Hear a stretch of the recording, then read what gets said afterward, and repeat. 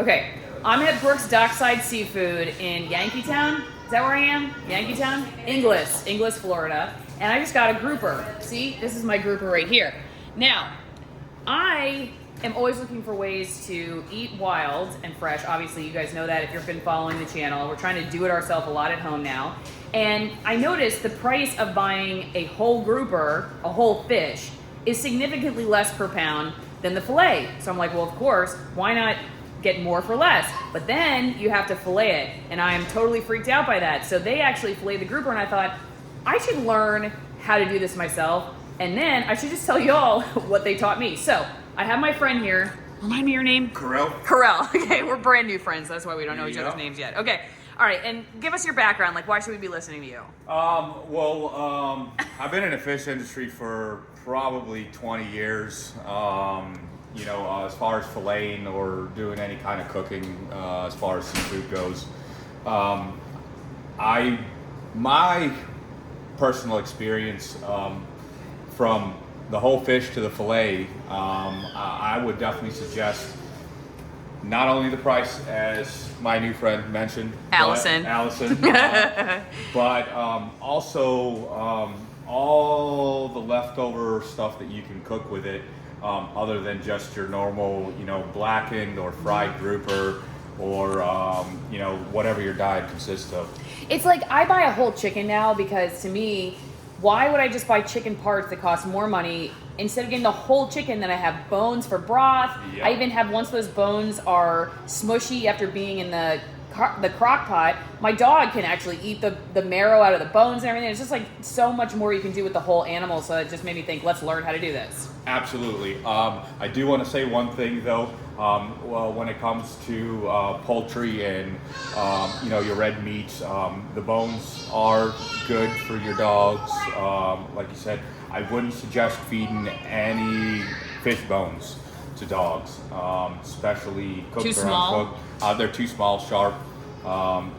Mess with their digestive system, Okay. can put a hole in it. So Okay. you definitely don't want to do that with as far as a fresh fish carcass. Okay, good to know.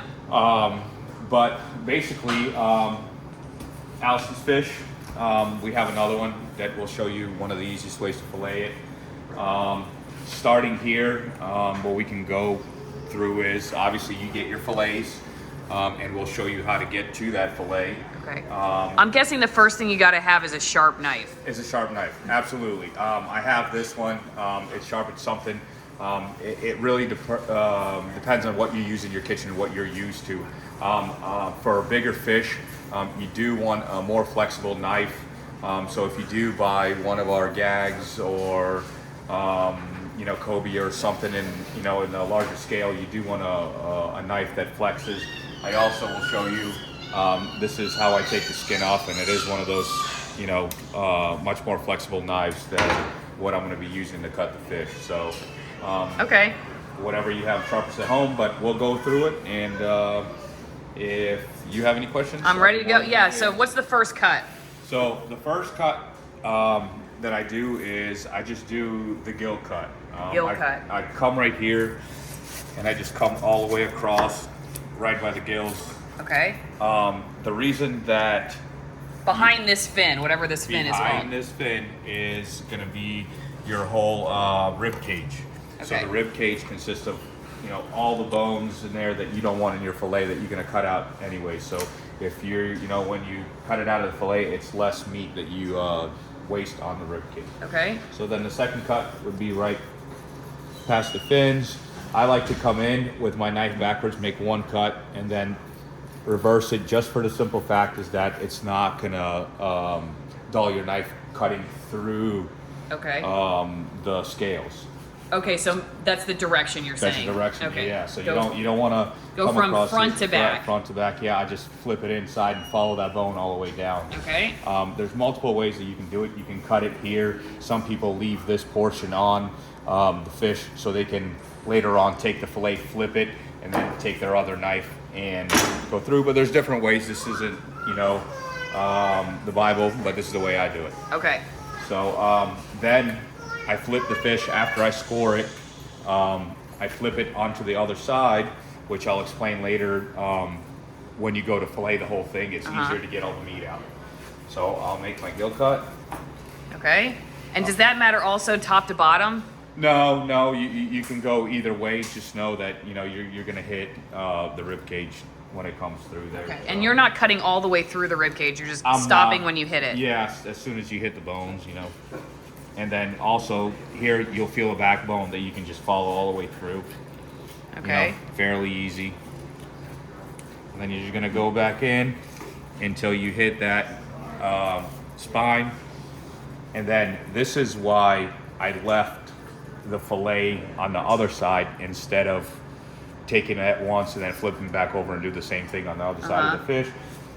You'll see it'll make it a whole lot easier for me to get more of the meat out. Okay. So the normal yield on the fish is anywhere between 35 to 40%. On the fillet. Obviously you'll get 100% of the yield if you take the whole carcass. So that was basically it. Wow. I followed the rib cage back down, got most of the rib cage bone out, and then here you have your whole fillet. Now when we come back through, we already have our fillet scored, so we don't have to go, through the skin and follow it. So you're just gonna follow the rib cage once again, all the way down.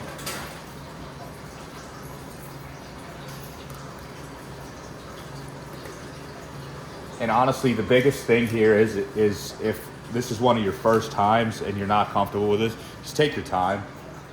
It's going to be a whole lot easier to, get all the meat out instead of leaving everything else on the bones.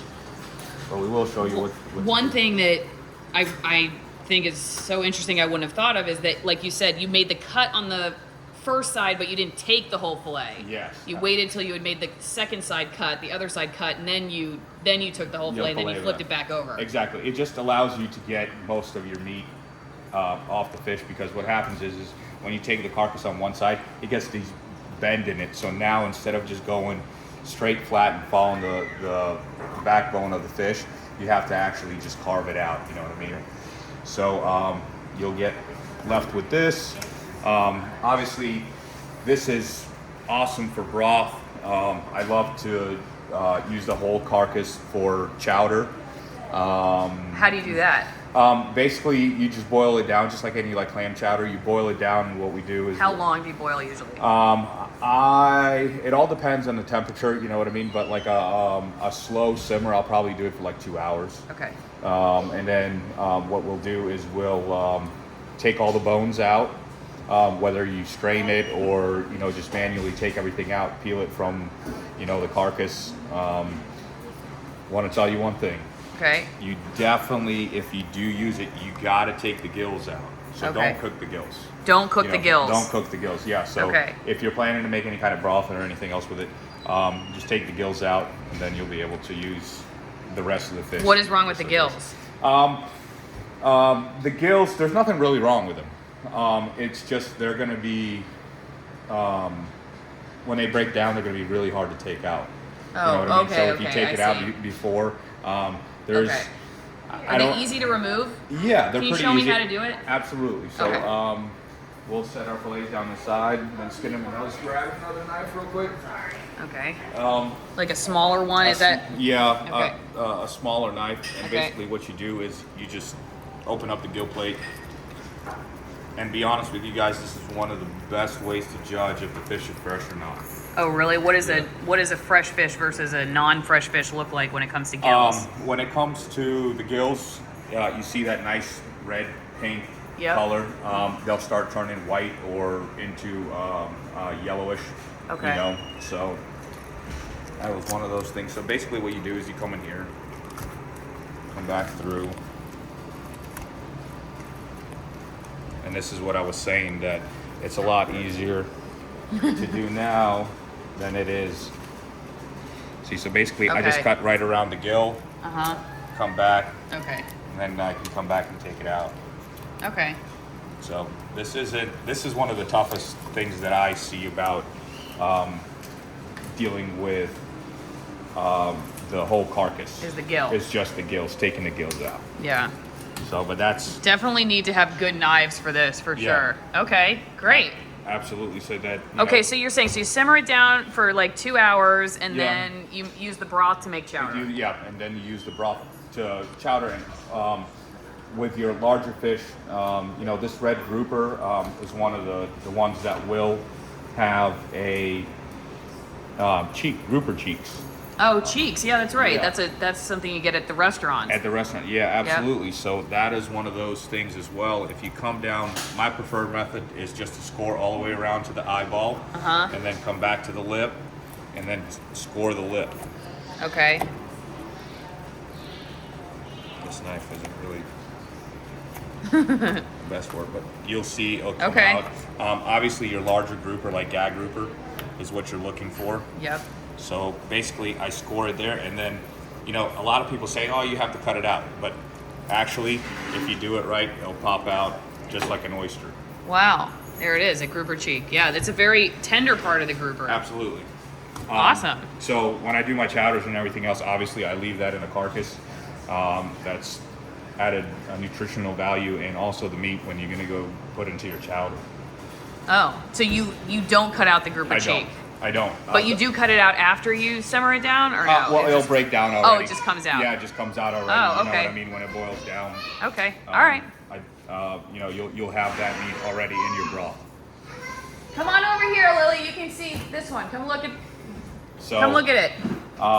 Obviously, we'll have your carcass in. A lot of people do it in many ways. It varies not only regionally but cultures as well. How people eat the rest of their carcass. I'm sure there's a variety of ways that you can Google, and then however you want to do it. Some people split the head in half. Some people cook the whole fish itself as the head as a whole, including the eyeballs.